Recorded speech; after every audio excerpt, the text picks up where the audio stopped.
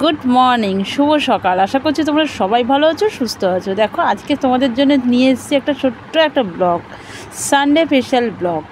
যেহেতু সানডে বলেই আজকে কিছু স্পেশাল হবে, সেইটা ভাবছি তোমাদের সাথে আজকে শেয়ার করব। তো চলো আজকে কি আছে, সকাল সকাল উঠে গেছি, তাও সকাল সকাল না, আজকে অনেকটাই দেরি, 6:30 পৌনে 6টায় 6:30টায় উঠেছি। তো যেহেতু 6:30টায় উঠেছি, সানডে মানে একটু দেরি মানে আমার সবই দেরি হয়ে যায়। তো এখন সব রান্নাঘর টান্নাঘর পরিষ্কার করে নিচ্ছি, এখন 7:30 বাজে। এখন ছেলেকে তুলতে এসেছি, ছেলেকে যদি এখন না তুলি কাজকর্ম করতে দেরি হয়ে যাবে। আর দেখো কতগুলো মাথা নিয়ে শুধু ভাঙাভাঙি করছে। এখানে তিনটে মাথা আছে, তিনটে মাথা যে ছোটোগুলোর মতন মাথা আছে, সেটা মাথাগুলো ভালো করে কষিয়ে পেঁয়াজ আদা রসুন দিয়ে ভালো করে কষিয়ে জিরে তেজপাতা গরম মশলা ফোড়ন দিয়ে এটাকে ভাঙার চেষ্টা করছি।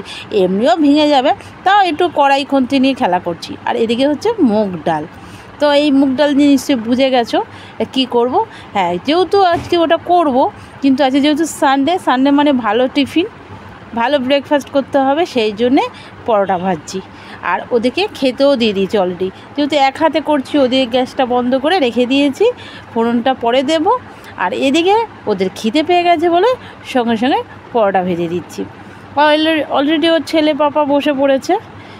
ছেলে বলেছে বলে একটু আবদার করে, ছেলে যেটুকুনি আবদার করে আমি চেষ্টা করি মেটানোর জন্যে, কারণ ওর পাপা আমার সাথে সেরকম একটা চাপ দেয় না, গরমের মধ্যে সেই একটা চাপ দেয় না, ছেলের জন্যেই হয়। তো চলো আজকে ছেলেকে টিফিন ব্রেকফাস্ট করা হয়ে গেল, করা হয়ে যাওয়ার পরে আমি চলে এসেছি রান্নায়। কী রান্না করবো আজকে তোমাদের সাথে সবটাই শেয়ার করব। তো চলো আজকে এই মুগ ডাল তো সিদ্ধ হয়ে গেল, ফোড়ন দিয়ে দিলাম।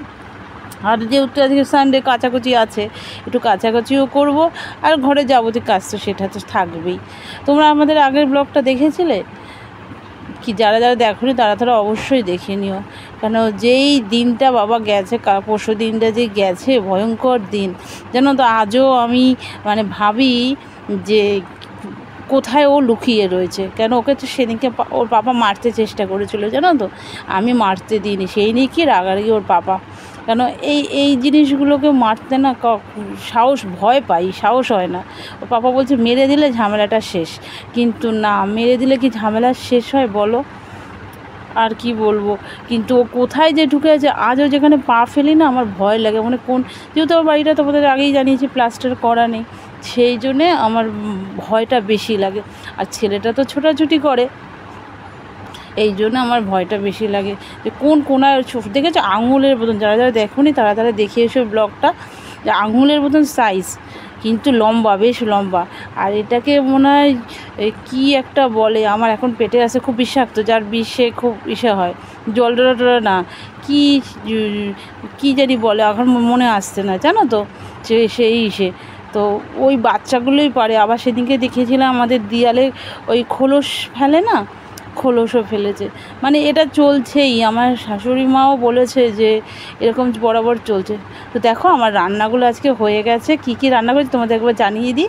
এই দেখো, মাছের তেল দিয়ে পেঁয়াজ দিয়ে মাছের তেল করেছি। আর এই তো মাছের মাথা দিয়ে যে একটু ডাল করেছি, সেটা তো দেখলে। আর দই কাতলা করেছি। আর সকালবেলা তো পরোটা করেছি, আর এই কাবলি ছোলা। এই হচ্ছে আজকে লাঞ্চ। তো চলো, এখন অনেক কাজ বাজ আছে, তো গল্পটা শেষ করি, সেটাকে বলি। সেই আমার শাশুড়িমাও বলেছিল যখন এই বাড়িটা করছিল, তখন বাড়িটার একটা স্টোরি আছে। সেই স্টোরিটা শোনার পর থেকে আমি একটু চিন্তায় থাকি যে কি করবে। মানে মিস্ত্রির হাতে কিছু একটা ক্ষতি হয়ে গেছিলো, বুঝছো তো। মিস্ত্রির হাতে বাইরের লোকের হাতে ক্ষতি হয়েছিলো, বা সেটার জন্য কি আমাদের ফল্ট বলো? কিন্তু আমার মা বলে যেহেতু আমার বাড়িটা প্লাস্টার করা নেই বলে এই জন্য এই ঝামেলাটা পোয়াতে হচ্ছে। তো সব কিছু কাজবাজ শেষ করে আসলাম। আসার পরে এই ঠাকুর কাচাকুচিও কিছু করেছি, ঠাকুরটা দিয়ে নিই। আবার কাজ বাড়িয়েছে আমার ছেলে, যেহেতু আমি ঠাকুর দিচ্ছিলাম, গোপালকে চান করাচ্ছিলাম, কী করলো, সব জল ফেলে দিল। আবার জল নিয়ে আসলাম, আবার ও চান করাচ্ছে। প্যান্ট ভিজে গেছিলো, আবার প্যান্ট পাল্টালাম। তো এই হচ্ছে ওর পুজো দেওয়ার স্টাইল। ও গোপাল দাদাকে চান করাবে, ও গোপাল দাদাকে মুছবে, ও গোপাল দাদার সিংহাসনটাকে সাজাবে, এই তো চলে ওর দুষ্টুমি। তো ও তো একটা গোপাল, তাই ওর ইচ্ছাটাকে পূরণ করার জন্যে আমি বলি কর, তো যদি ইচ্ছা থাকে ঠিক কর। তাই ও একটুখানি পুজো আশ্রা করে দিল, মানে একটু গুছিয়ে দেয়, সাজিয়ে দেয়। এই হচ্ছে আজকের কাজ। আমার পুজো মোটামুটি হয়ে গেছে। আর অনেক কিছু কেচেছি, সেইগুলো একটু তুলতে যাব, আর চানের জামাটাও মেলতে যাব। তো এই হচ্ছে, যদি স্টোরিটা তোমরা জানতে চাও তাহলে অবশ্যই কমেন্ট করে জানিও, আমি স্টোরিটা জানাবো যে আমার শাশুড়ি মা কী গল্পটা বলেছিল। কিন্তু জানি না আমার কবে যেই সুরা হবে, কবে যে আমি এরকম শান্তিতে থাকবো একটু বাড়িটায়, মানে বলা যাচ্ছে না যে কবে আমি একটু শান্তি পাবো। কেন সবথেকে ভয় হচ্ছে ছেলেটাকে নিয়েই গো। ছেলেটা যদি একটু সুস্থ মানে ঠিক থাকে না, আমি সব দিক দিয়ে পুজো আশ্রা করি জানো তো, তারপরেও আমার ভয় লাগে যে ওরা তো এগুলো বোঝে না, কোথা দিয়ে কোন ফাঁক দিয়ে কার একটু টোকা লেগে যাবে, পায়ের আছে মানে টাচ লেগে গেলে ওরা দিয়ে দিল একটা, কেউ তো আর জেনে শুনে কে তো করে না। তো চলো, আমার জামাকাপড় মেলা হয়ে গেছে, জামাকাপড় তোলা হয়ে গেছে, এবার নিচে যাই, কেন বিকালে তো আর একটা ঝামেলা আছে। কি হয় এখন তো লাঞ্চটা তো শেষ করি, যেহেতু 2টো বেজে গেছে, লাঞ্চটা দিই, তারপরে তোমাদের কাছে বিকালে আসছি। আরেকটা তো 2টো তো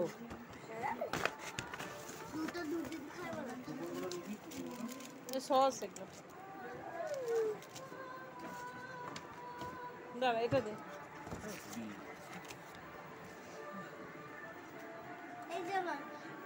আচ্ছা আচ্ছা, দাঁড়াও দাঁড়াও,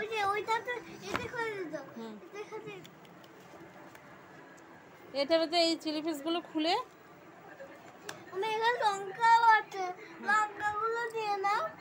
আচ্ছা দাঁড়া, এটা লঙ্কা না, এটা ক্যাপসিকাম আছে, তোর কোনো চিন্তা নেই।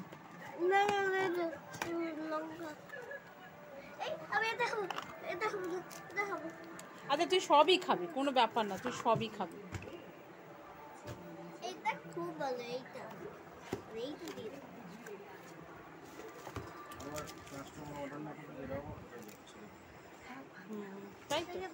হ্যাঁ দিচ্ছি, দেখতেই পেলে পিৎজা অর্ডার করেছে ছেলে, কারণ ছেলের আবদার বাবার কাছে যে কিছু খাবে, তো এগুলো চিকেন পিৎজা না, এমনি চিজ পিৎজা।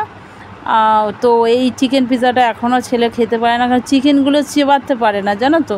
ও বাড়িতেও চিকেন ভালোবাসে, কিন্তু চিবিয়ে চিবিয়ে গলার মধ্যে রেখে দেবে, গিলতে পারে না, গিলতে যে কী কষ্ট ওই জানে। তো চলো, আজকে ব্লগটা যদি তোমাদের ভালো লেগে থাকে অবশ্যই একটা লাইক করে দিও, অবশ্যই একটা কমেন্ট করো, সাবস্ক্রাইব করতে একদম ভুলো না। টাটা, আবার আসবো সুন্দর।